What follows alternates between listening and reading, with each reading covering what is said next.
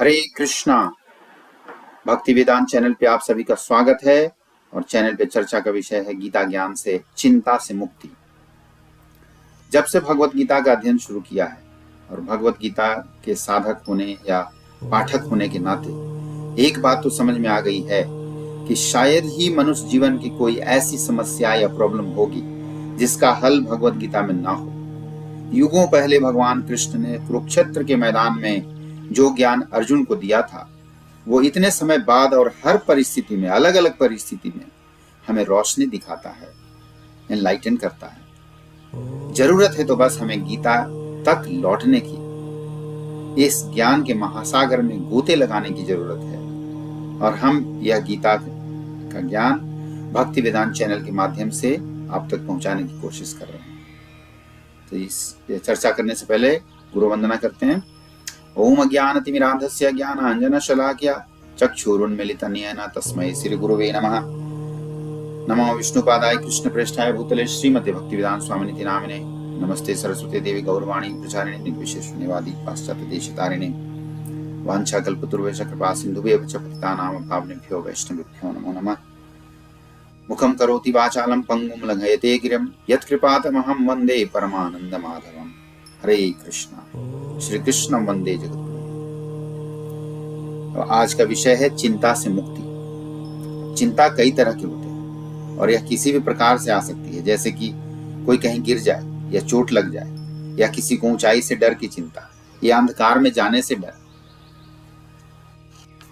बुरे सपने आना, बेचैनी होना, और अगर घर का कोई व्यक्ति कहीं बाहर गया है तो उसके बारे में बार बार बुरे ख्याल आना, या कोई दर्दनाक अनुभव याद आना।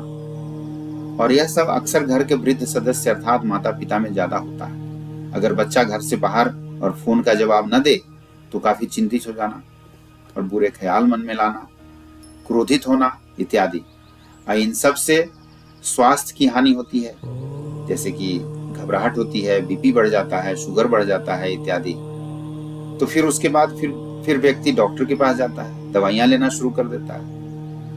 लेकिन इन सब रोग का जड़ की तरफ ध्यान नहीं जाता। व्यक्ति किसी मानसिक रोगी विशेषज्ञ जो होते हैं उनके पास भी नहीं जाना चाहता। और इन सभी परिस्थिति में गीता का ज्ञान काफी काम आता है। और गीता के श्लोक को अच्छे से समझा जाए तो काफी हद तक चिंता से मुक्ति मिल सकती है। कम से कम खुद पर मनुष्य इतना तो नियंत्रण कर पाता है कि इस वजह से स्वास्थ्य न खराब हो। और यह सब और ज्यादा होता है जब बूढ़े पति पत्नी में से अगर कोई एक का निधन हो गया, एक की मृत्यु हो गई, उसका दुख सहन नहीं हो पाता, अपना समय व्यतीत करने तथा अपनी बात को शेयर करने के लिए कोई नहीं रहता, व्यक्ति विचलित हो जाता है और हर वक्त अपनों के खोने का डर बना रहता है। और उम्र के इस पड़ाव में जब व्यक्ति को कोई अगर कुछ बताता है या समझाता है तो उसे लगता है कि उपदेश देने आया है। इस उम्र में ऐसा लगता है कि जैसे मेरे से ज्यादा अनुभव किसे है। इसलिए भगवत गीता का ज्ञान काफी काम आता है। और आज हम गीता के श्लोक से समझने की कोशिश करेंगे कि इसका कारण क्या है, क्यों होता है चिंता, और उपाय, चिंता होने से क्या होता है और उसका उपाय क्या है। तो पहला श्लोक है दूसरे अध्याय से 62वां श्लोक। ध्यायते विषयान् पुंसः संगस्तेषुपजायते संगात् संजायते कामात् क्रोधो जायते।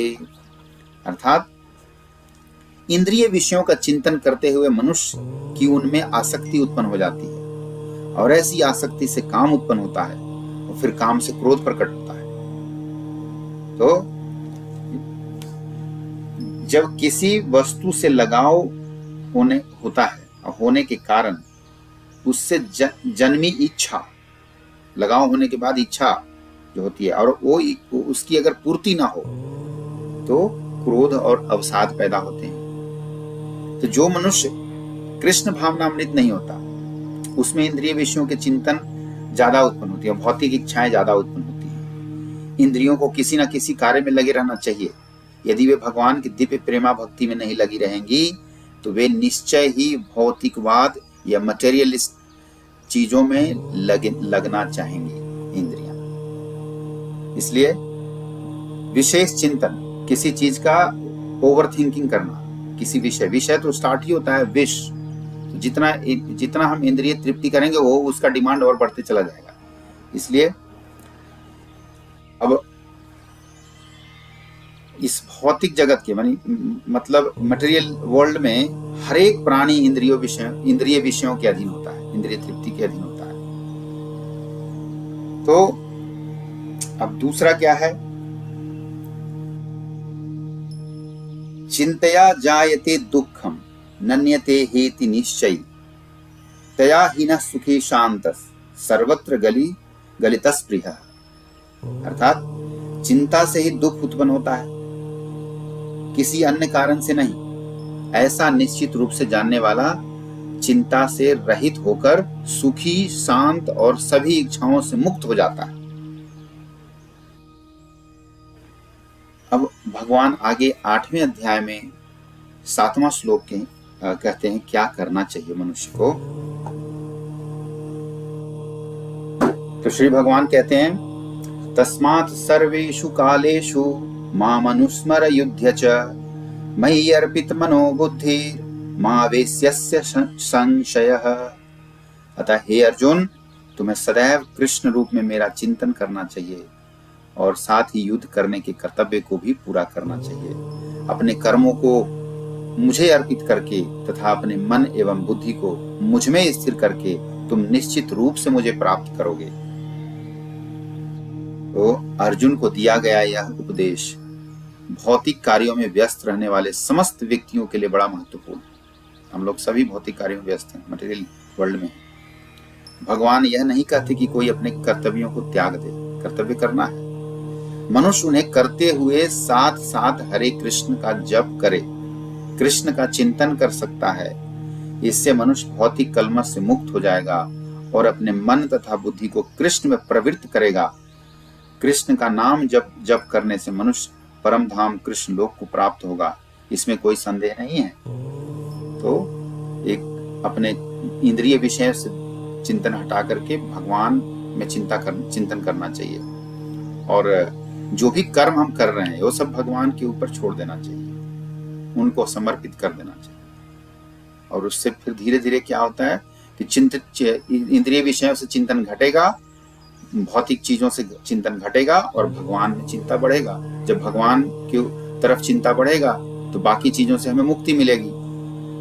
जो भौतिक चीजों की चिंता करने से तो हमें कष्ट होता है, लेकिन भगवान की तरफ हम चिंता अगर बढ़ाएंगे, चिंतन करेंगे, भगवान का ध्यान करेंगे तो हमारी वो भौतिक चीजें खत्म होंगी और हम आगे बढ़ते चले जाएंगे, भक्ति में आगे बढ़ते चले जाएंगे। जितना भगवान की तरफ आगे बढ़ेंगे उतना भगवान इस श्लोक में कह रहे हैं कि मन और बुद्धि, हमारा मन बुद्धि भगवान की तरफ जाएगा तो मन एवं बुद्धि को मुझ में स्थिर करके तुम निश्चित रूप से भगवान को मुझे प्राप्त कर सकोगे। इस तरह से हम भगवान को प्राप्त कर सकेंगे। और अंत समय में 8वें अध्याय में ही कहते हैं भगवान, अंत काले च मामे स्मरण मुक्त्वा कलेवरम। जीवन के अंत में जो केवल मेरा स्मरण करते हुए शरीर का त्याग करता है, यह प्रयाति स मद्भावम याति नास्त्यत्र संशयः, वह तुरंत मेरे स्वभाव को प्राप्त करता है, इसमें रंच मात्र भी संदेह नहीं है। तो भगवान के श्रीमुख से आया हुआ है, इसलिए हमें हमेशा प्रैक्टिस करना चाहिए भगवान के चिंतन करने का और भौतिक विषयों की चिंता नहीं करनी चाहिए, और इस तरह से भगवान की प्राप्ति हो सकती है। इस तरह से भौतिक विषयों से चिंता को हटाकर भगवान के लिए चिंतन करना चाहिए, तो हमें सुख और शांति, मन की शांति मिलेगी और फिर जीवन हम अपने चिंताओं पर कुछ हद तक कंट्रोल करने में सफल हो जाएंगे। इस तरह से आज चर्चा का विषय यहीं पे समाप्त करते हैं। फिर दूसरे रियल टाइम और रियल लाइफ प्रॉब्लम को लेकर हम आएंगे भगवद गीता के श्लोक से। सुनने के लिए बहुत बहुत धन्यवाद। आगे इसी तरह सुनने के लिए सब्सक्राइब कर सकते हैं। हरे कृष्णा का एक बार जाप करेंगे, महामंत्र का हरे कृष्णा कृष्णा कृष्णा हरे हरे, हरे राम राम राम हरे हरे कृष्ण। धन्यवाद।